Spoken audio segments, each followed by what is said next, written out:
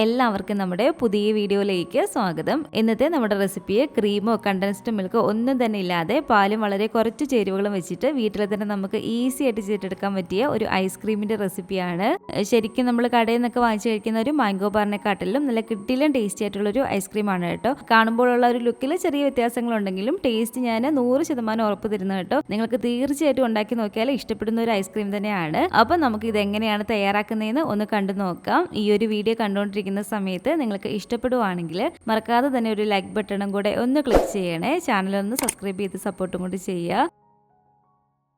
അപ്പോൾ ആദ്യം തന്നെ നമുക്ക് ഈ ഒരു ഐസ്ക്രീം റെഡിയാക്കി എടുക്കാൻ വേണ്ടിയിട്ട് വേണ്ടത് പാലാണ്. ഐസ്ക്രീം ഒക്കെ റെഡിയാക്കാൻ വേണ്ടിയിട്ട് നമ്മൾ പാലെടുക്കുമ്പോൾ വെള്ളമൊന്നും ചേർക്കാത്ത ഫുൾ ഫാറ്റ് പാൽ തന്നെ എടുക്കാൻ വേണ്ടിയിട്ട് ശ്രദ്ധിക്കണേ. എങ്കിൽ മാത്രമേ നല്ലൊരു ടേസ്റ്റ് നമുക്ക് കിട്ടത്തുള്ളൂ.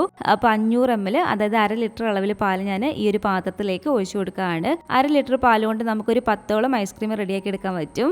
ഇനി നമുക്കിതിലേക്ക് ഒരു 1/2 കപ്പ് അളവിൽ പഞ്ചസാര ചേർത്ത് കൊടുക്കാം. പിന്നെ നമുക്ക് ഇതിലേക്ക് വേണ്ടത് ഒരു 3/4 കപ്പ് അളവിൽ പാൽപ്പൊടിയാണ്. ഇതെല്ലാം കൂടി ചേർത്ത് കൊടുത്തിട്ട് നന്നായിട്ടൊന്ന് മിക്സ് ചെയ്ത് കൊടുക്കുക. ഇനി നമുക്കിത് ചെറിയ തീയിൽ വെച്ച് കൊടുത്തിട്ട് നല്ലപോലെ തന്നെ ഒന്ന് ചൂടാക്കിയിട്ട് എടുക്കാം. അപ്പോൾ ലോ ഫ്ലെയിമിൽ വെച്ച് കൊടുത്ത് നന്നായിട്ട് ഇളക്കി കൊടുത്തിട്ട് ഇത് അത്യാവശ്യം നന്നായിട്ട് ഒന്ന് ചൂടായിട്ട് നമുക്ക് കിട്ടിയിട്ടുണ്ട്. ഇതുപോലെ നന്നായിട്ട് ചൂടായിട്ട് വരുമ്പോഴത്തേക്കും ഇനി നമുക്ക് ഇതിലേക്ക് ചേർത്ത് കൊടുക്കേണ്ടത് ഇതുപോലൊരു പാത്രത്തിലേക്ക് നമുക്ക് ഒരു 2.5 ടേബിൾ സ്പൂൺ അളവിൽ കോൺഫ്ലോർ ചേർത്ത് കൊടുക്കാം.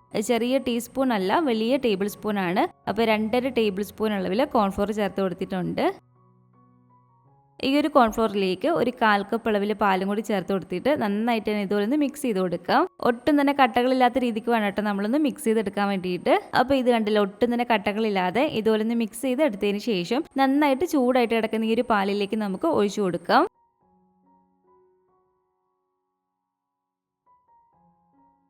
എന്നിട്ടൊരു മീഡിയം ടു ലോ ഫ്ലെയിമിൽ വെച്ച് കൊടുത്തിട്ട് തന്നെ ഇതുപോലെ ഇളക്കി കൊടുക്കുക.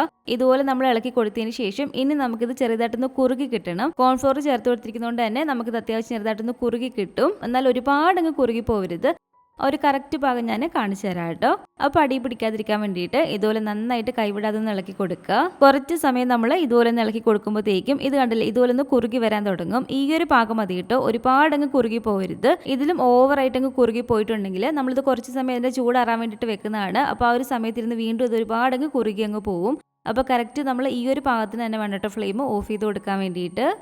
ഇനി നമുക്കിത് ഫ്ലെയിം ഓഫ് ചെയ്ത് കൊടുത്തതിന് ശേഷം ഇതുപോലെ ഒരു അരിപ്പ പാത്രത്തിലേക്ക് ഒഴിച്ചു കൊടുത്ത് നന്നായിട്ടൊന്ന് അരിച്ചിട്ടെടുക്കാം. അപ്പോൾ ഇതുപോലെ നമ്മളൊന്ന് അരിച്ചെടുത്തതിന് ശേഷം ഇനി ഇതിന്റെ ചൂടൊന്ന് കുറയുന്ന വരെ ഒന്ന് വെയിറ്റ് ചെയ്യാം. ഈ ഒരു സമയത്ത് നിങ്ങൾക്ക് ഇതിലേക്ക് വാനില എസൻസ് വേണമെങ്കിൽ ചേർത്ത് കൊടുക്കാന്നാണ് കേട്ടോ. ഞാനിപ്പോൾ ഇതിലേക്ക് യാതൊരു എസൻസുകളൊന്നും തന്നെ ചേർത്ത് കൊടുക്കുന്നില്ല, അല്ലാതെ തന്നെ കഴിക്കാൻ നല്ല ടേസ്റ്റ് ആണ്. അപ്പോൾ പാലിൻ്റെ ഈ ഒരു മിക്സിൽ നിങ്ങൾക്ക് വാനിലയുടെ ഒരു ഫ്ലേവർ വേണമെങ്കിൽ ഒരു 1/2 ടീസ്പൂൺ ഇതിലേക്ക് നമ്മൾ ഒഴിച്ചു കൊടുത്താൽ മതി. അപ്പോൾ ഇത് കണ്ടില്ലേ, പാലും കൊണ്ടുള്ള ഈ ഒരു മിക്സിൻ്റെ ചൂട് നന്നായിട്ട് തന്നെ കുറഞ്ഞിട്ടുണ്ട്. അപ്പോൾ ഇതുപോലെ ഞാൻ 2 ഐസ്ക്രീമിൻ്റെ മോൾഡ് എടുത്തിട്ടുണ്ട്. ആ ഒരു ഐസ്ക്രീമിൻ്റെ മോൾഡിലേക്ക് ഇനി നമുക്കിത് ഒഴിച്ചു കൊടുക്കാം. ഇതുപോലെ നമ്മൾ പാലിൻ്റെ ഒരു മിക്സ് ഒഴിച്ചു കൊടുക്കുമ്പോഴത്തേക്കും മുകളിൽ നിന്ന് ഒരു കുറച്ച് ഗ്യാപ്പ് ഇട്ടിട്ട് വേണം ഒഴിച്ചു കൊടുക്കാൻ വേണ്ടിയിട്ട്. നിറയെ അങ്ങ് ഒഴിച്ചു കൊടുക്കരുത്. ഈ ഒരു മോൾഡ് നിറഞ്ഞു നിൽക്കുന്ന രീതിയിൽ നമ്മൾ പാലിൻ്റെ ഒരു മിക്സ് ഒഴിച്ചു കൊടുക്കരുത്. അപ്പോൾ ഇത് കണ്ടില്ലേ, കുറച്ച് ഗ്യാപ്പ് ഇട്ടിട്ട് ഈ ഒരു രീതിക്ക് വേണം നമ്മൾ പാലിൻ്റെ ഒരു മിക്സ് ഒഴിച്ചു കൊടുക്കാൻ വേണ്ടിയിട്ട്. ഇതുപോലെ തന്നെ നമുക്കിത് അടുത്ത മോൾഡിലേക്ക് ഒഴിച്ചു കൊടുക്കാം.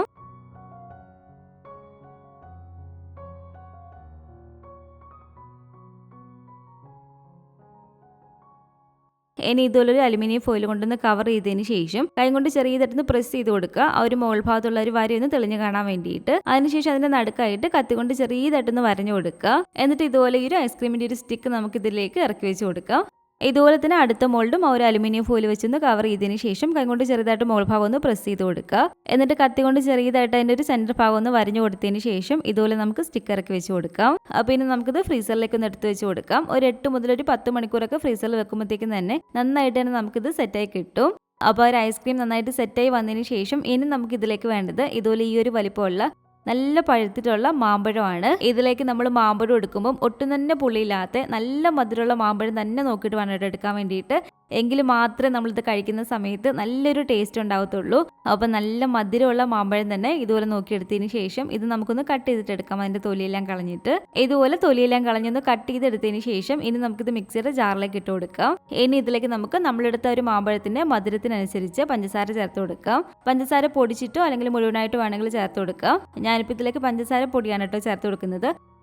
അപ്പോൾ പഞ്ചസാരയുടെ ഒരു അളവെന്ന് പറയുന്നത് നമ്മളെടുക്കുന്ന മാമ്പഴത്തിൻ്റെ ആ ഒരു മധുരം അനുസരിച്ചിരിക്കും. അപ്പോൾ ആവശ്യത്തിനുള്ള പഞ്ചസാരയും കൂടി ഇട്ട് കൊടുത്തതിന് ശേഷം ഇതിലേക്ക് നമ്മൾ ഒട്ടും തന്നെ വെള്ളം ചേർത്ത് കൊടുക്കരുത്. വെള്ളം ചേർത്ത് കൊടുത്താൽ നമുക്കിത് കറക്റ്റായിട്ട് കിട്ടില്ല. ഒട്ടും തന്നെ വെള്ളം ചേർത്ത് കൊടുക്കാതെ അതുപോലെ തന്നെ ഒട്ടും തന്നെ കട്ടകളും ഇല്ലാതെ ഇതുപോലെ നല്ല ഫൈനായിട്ട് നമ്മളൊന്ന് അടിച്ചിട്ടെടുക്കുക. ഇതിനെ നമുക്ക് വേറൊരു പാത്രത്തിലേക്ക് ഇതുപോലെ മാറ്റി കൊടുക്കാം. അപ്പോൾ ഇത് കണ്ടില്ലേ, ഏകദേശം ഒരു 8-10 മണിക്കൂറൊക്കെ നമ്മൾ ഫ്രീസറിൽ വെച്ചപ്പോഴത്തേക്കും നന്നായിട്ട് തന്നെ നമ്മുടെ ഐസ്ക്രീം ഒന്ന് സെറ്റായി വന്നിട്ടുണ്ട്.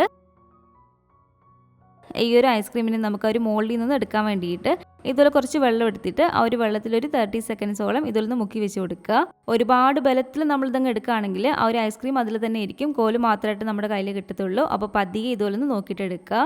അപ്പോൾ ഇതുപോലെ ഓരോ ഐസ്ക്രീം എടുത്തതിന് ശേഷം നമുക്കൊരു പാത്രത്തിലേക്ക് ഇതൊന്ന് വെച്ച് കൊടുക്കുക. എന്നിട്ട് ആ ഒരു ഐസ്ക്രീം പെട്ടെന്ന് തന്നെ ഫ്രീസറിലേക്ക് തന്നെ വെച്ച് കൊടുക്കുക, അലിഞ്ഞു പോകാതിരിക്കാൻ വേണ്ടിയിട്ട്. അതിനുശേഷം നമുക്ക് ഈ ഒരു മോൾഡ് ഒന്ന് നന്നായിട്ട് കഴുകി എടുത്തിട്ട് വരാം കേട്ടോ. അപ്പോൾ ഇത് കണ്ടിട്ട് ഇതുപോലെ മോൾഡ് നന്നായിട്ട് കഴുകി എടുത്തതിന് ശേഷം അത് നന്നായിട്ടൊന്ന് തുടച്ച് കൊടുക്കുക അതിൻ്റെ ഒരു വെള്ളമൊക്കെ.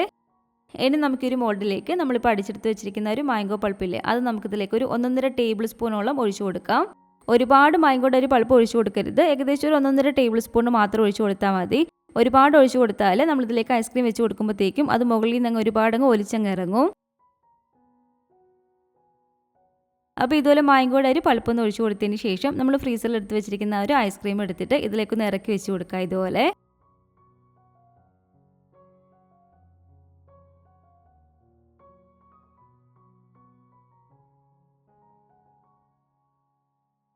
അതിൻ്റെ ഒരു മുകൾ ഭാഗം നന്നായിട്ടൊന്ന് കവറായിരിക്കാൻ വേണ്ടിയിട്ട് കുറച്ച് മാത്രം മാംഗോ പൾപ്പ് ഇതുപോലെ ഒഴിച്ചു കൊടുത്തൊന്ന് കവർ ചെയ്തെടുക്കുക.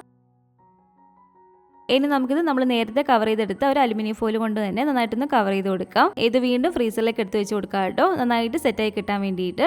ഈ ഒരു രീതിക്ക് തന്നെ ഈ ഒരു മോഡലിലെ ഐസ്ക്രീം ഒന്ന് പുറത്തെടുത്തതിന് ശേഷം ആ ഒരു മാംഗോയുടെ പൾപ്പ് ഒഴിച്ച് കൊടുത്തിട്ട് ഇതിലൊന്ന് ഇറക്കി വെച്ച് കൊടുത്തിട്ടുണ്ട്. അപ്പോൾ ഇത് നമുക്ക് ഫ്രീസറിലേക്ക് എടുത്ത് വെച്ച് കൊടുക്കാം. അപ്പോൾ ഫ്രീസറിൽ വെച്ച് കൊടുത്ത് നല്ലപോലെ തന്നെ സെറ്റായതിന് ശേഷം ഇനി നമുക്കിത് പുറത്തേക്കൊന്ന് എടുക്കാം. ഒരു 30 സെക്കൻഡോളം നമ്മൾ നേരത്തെ ചെയ്തപോലെ തന്നെ ഒന്ന് വെള്ളത്തിൽ ഇറക്കി വെച്ച് കൊടുക്കുക. എന്നിട്ട് പതിയെ ഇതിലൊന്ന് വലിച്ചിട്ടെടുത്താൽ മതി. അപ്പോൾ ഇത് കണ്ടില്ല, നല്ല അടിപൊളിയായിട്ട് തന്നെ നമ്മുടെ ഈ ഒരു ഐസ്ക്രീം ഇവിടെ റെഡി ആയിട്ടുണ്ട്.